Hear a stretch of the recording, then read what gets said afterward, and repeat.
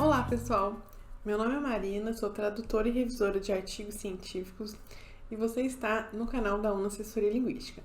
Aqui a gente fala principalmente sobre escrita científica em inglês, mas esse mês a gente está falando um pouquinho sobre a carreira de tradutor, porque no dia 30 de setembro a gente comemora o Dia do Tradutor. Então, durante esse mês a gente está fazendo vídeos especiais falando sobre essa carreira e sobre o trabalho desse profissional. Nos últimos 2 vídeos eu falei quais são os critérios para você se tornar um tradutor e como que você pode conseguir os primeiros trabalhos. No vídeo de hoje eu vou falar sobre qual é o processo de fazer uma tradução do início ao fim, desde o aceite do trabalho pelo cliente até a entrega. Eu sei que muitos tradutores no início de carreira ficam um pouco em dúvida sobre os processos, desse trabalho, então eu vou explicar como que a gente faz aqui na UNA e que vocês podem implementar no trabalho de vocês. Se esse tema te interessa ou se você está procurando informações sobre escrita científica em inglês, já te convido a se inscrever aqui no nosso canal para não perder nenhum vídeo ao longo das próximas semanas. Bom, como eu disse, a gente vai partir aqui de uma situação em que você virou tradutor, está considerando que você é um bom tradutor e você pegou o seu primeiro trabalho de tradução, primeiro projeto, O que você faz a partir de agora? E aí vou falar para vocês o passo a passo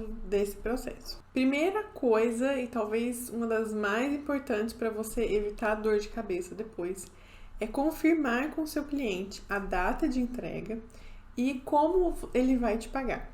Isso aqui eu sugiro que vocês mandem um e-mail para a pessoa com tudo escritinho, que aí você vai ter a segurança de ser pago e de que a data está correta, o cliente não vai ficar te cobrando antes, E você também vai se organizar para entregar nessa data. Então, isso tem que ficar bem registrado. O segundo passo é você iniciar um reconhecimento do texto.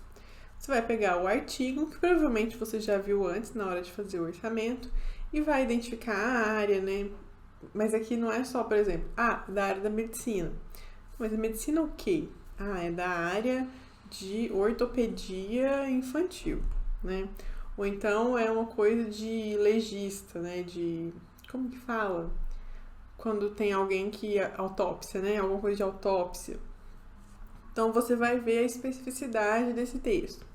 É um texto grande, um texto curto, é um texto com frases longas, com frases curtas, é um texto bem escrito, mal escrito.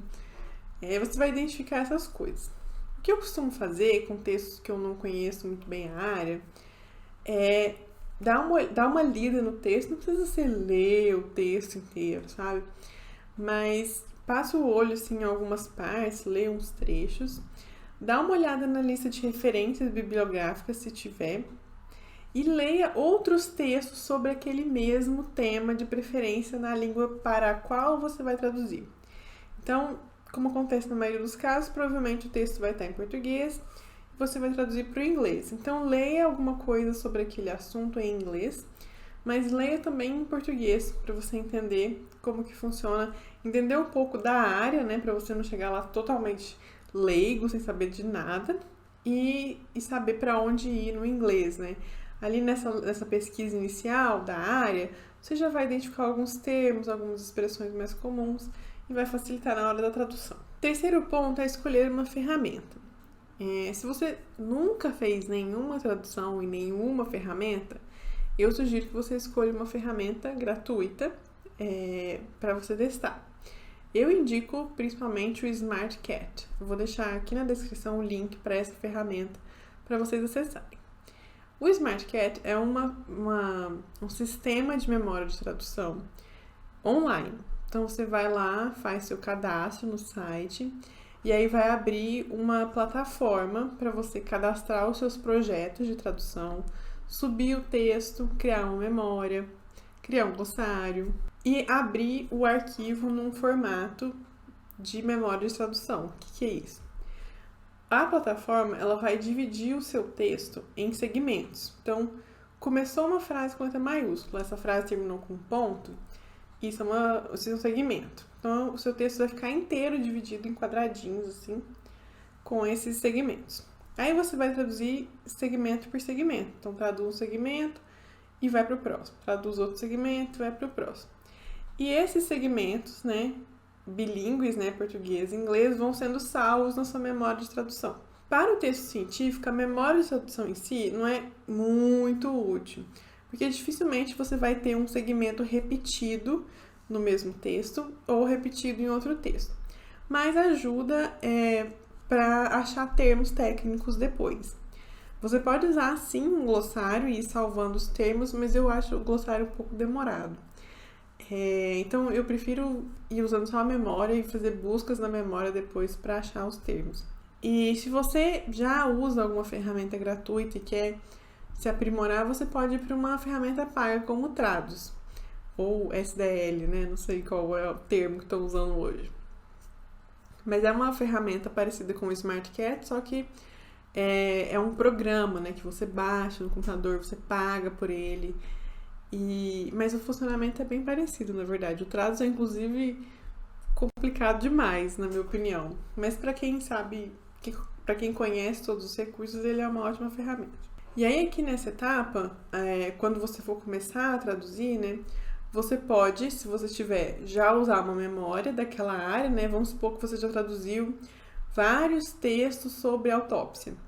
E aí você coloca essa memória lá para você traduzir o próximo texto, que você pode ir catando uns termos, né? Te ajudando de alguma forma. Se você não tem nenhuma memória, você cria uma memória lá na hora. E aí você pode ter uma memória grandona para todas as áreas, ou você pode separar por áreas.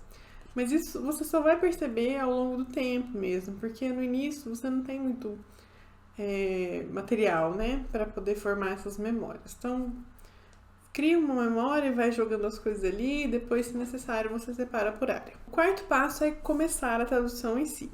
E aí, o que eu sugiro que você faça nesse momento? Esse primeiro passo de mexer mesmo com o texto. O que eu faço é traduzir focando em achar os termos técnicos e em levar as informações para o inglês. Aqui eu não fico muito preocupada em deixar o texto redondinho, finalizadinho, sabe? Eu vou digitando ali, escrevendo do jeito que eu acho que vai ficar bom. Se eu tenho alguma dúvida, se tem alguma coisa que eu preciso rever, eu deixo um comentário, né, para mim mesma. Coloco lá, marco qual é o trecho e coloco rever. Porque eu sei que aquilo lá foi uma solução temporária e que eu preciso melhorar aquilo depois. Então eu deixo para a etapa da revisão olhar aquilo de novo, já com a cabeça mais fresca e tendo conhecimento do texto inteiro, já depois de ter traduzido o texto inteiro, eu consigo voltar lá e resolver melhor aquele comentário. Nessa etapa de tradução também, você vai ser capaz de observar problemas no original. Então, às vezes a pessoa usa uma estrutura estranha, confusa, que não dá para entender muito bem, você precisa ajustar isso no inglês. Você já ajusta agora, tá? Não fica traduzindo literalmente para depois revisar e ir cortando as coisas. Pode funcionar, mas não acho muito prático. Melhor você já escrever do jeito que vai ser mais fácil para você revisar depois. E aqui é o momento de você indicar pontos que vão precisar de mais atenção na revisão. Você vai traduzir, mas vai ter pontos que às vezes você nem vai entender o que está escrito no português, né, no original. Então, você pode traduzir como uma sugestão e colocar lá assim: consultar o autor, tal trecho está confuso, traduzir dessa forma, está correto? Deixe esse comentário lá na plataforma mesmo, tá? Na ferramenta, ainda não é a tradução final lá no Word, isso na plataforma. E aqui, se você estiver usando um glossário, você pode ir salvando, né, os termos à medida que você for conferindo, né? Não salve termos que você não tem certeza, tá? Porque aí vai deixar o seu glossário sujo. Então, se você tem certeza, você já marca para você ir usando de novo ao longo do texto, né? E padronizando o uso de termos técnicos. Tem muitos autores que variam demais os termos técnicos. Por exemplo, usam 3, 4 palavras para falar da mesma coisa. E aí você pode sacar isso, né, na tradução, tipo, entender que a pessoa usou aquilo e padronizar. Ou então, você pode ficar em dúvida e mandar um comentário pro autor, né? Ah, eu vi que você traduziu tal... Traduziu não, né? Você usou tal palavra para falar sobre tal coisa. Sugiro que você escolha um termo e use em tudo. Aí você pode sugerir alguns se você achar que tem. E aí, no final dessa etapa de tradução, você vai ter um texto meio sujo. Vai estar em inglês, mas ele não vai estar acabado. A gente vai passar para a etapa de revisão, que é a seguinte. Nessa etapa de revisão, você vai ainda estar dentro da ferramenta, dentro da plataforma. Então, ainda vai estar naquela estrutura dos segmentos, né? Aqui, nessa primeira revisão, você vai resolver todas as pendências que você deixou na tradução. Você vai ler atentamente cada um dos segmentos, ver se você consegue finalizar eles da melhor forma possível e deixar o texto mais perto da versão final. Então, é uma revisão, assim, bem para limpar o texto, para ele ficar, assim, redondinho. E aqui, se você deixou comentários para o autor, você mantém esses comentários, não tira, porque aí você vai ter que colocar isso na versão final.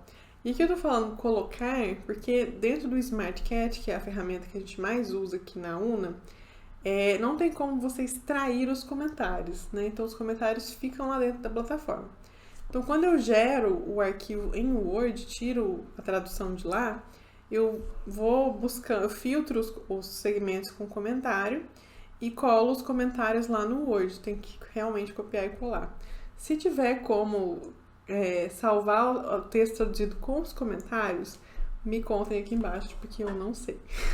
Bom, e aí a gente vai para o sexto passo. Nesse sexto passo, aí sim a gente está bem perto da versão final que vai para o cliente. Você vai extrair a tradução da plataforma, então você vai salvar o texto traduzido em formato de Word e vamos olhar esse texto em Word. Aqui nessa etapa, a primeira coisa que você vai fazer é conferir a formatação, ver se não tem nenhum trecho que ficou estranho, né? A letra diferente, um recuo diferente. Então, vai conferir se a formatação está certinha. E, no nosso caso, você vai colocar as referências de volta. O que a gente faz? Quando a gente recebe um artigo para traduzir e ele vem com a lista de referências, a gente apaga essa lista de referências e coloca o texto só até a última linha de texto mesmo, lá na plataforma. Então, quando a gente extrai a tradução, a gente tem que colar as referências de novo lá. Então, a gente dá uma olhadinha para conferir se isso ficou certo. Outra coisa importante aqui é passar o corretor ortográfico. Aqui eu uso o corretor do Word mesmo, mas durante a tradução lá na plataforma, no SmartCat principalmente, eu deixo ativado a extensão do Grammarly. O Grammarly é um corretor ortográfico online que fica lá no navegador corrigindo tudo que você faz, seja um e-mail, seja esse texto dentro da plataforma de tradução, né, qualquer coisa. E ele é muito legal para indicar problemas de escrita no SmartCat, pelo menos. Então, quando eu extraio o texto da ferramenta e passo o corretor ortográfico do Word, geralmente não tem quase nada. Mas é legal passar mesmo assim. Se você tiver tempo, sugiro que você leia de novo esse texto em Word, porque pode ter alguns ajustes ali de parágrafo, né, de união de frases, que podem deixar o texto melhor. Mas, em geral, se o prazo está curto, a revisão anterior que você fez deve ser suficiente. E aí, chegamos finalmente no sétimo passo, que é enviar o texto para o cliente. E aí, vocês devem lembrar que eu falei, talvez você deixe comentários para o cliente responder. Então, você vai colocar esses comentários na tradução e vai escrever um e-mail para o cliente falando assim, olha, eu deixei comentários, observe os comentários e responda, se você achar necessário, né? Porque às vezes os comentários só para a pessoa confirmar se é aquilo mesmo, ela não precisa te devolver o texto. Mas tem coisas que você fala assim, não entendi, aí a pessoa tem que explicar lá. E aí você precisa ajustar o texto, né? Então fala pro cliente, avisa que tem esses comentários, porque tem muitos clientes que ignoram os comentários, mandam o texto, apagam os comentários, mandam o texto daquele jeito para a revista, e a revista fala que tem problema. E a pessoa chega para você, a revista falou que tem problema, eu quero que você revisa de graça. E aí você fala, mas você não resolveu os comentários. Então tem que ficar um pouco esperto com isso. E aí, uma vez que o cliente manda a resposta dos comentários, você tem que conferir essas respostas, fazer as alterações necessárias e enviar o texto finalizado de novo para ele. E esses, então, são os passos que a gente segue aqui na UNA e que eu acredito que funcionem bem para qualquer tradutor na hora de fazer a sua tradução. Se você é tradutor e segue algum passo diferente, convido que você comente aqui embaixo para a gente conversar sobre esse assunto. Espero que vocês tenham gostado desse vídeo, que tenha sido útil e vejo vocês na semana que vem.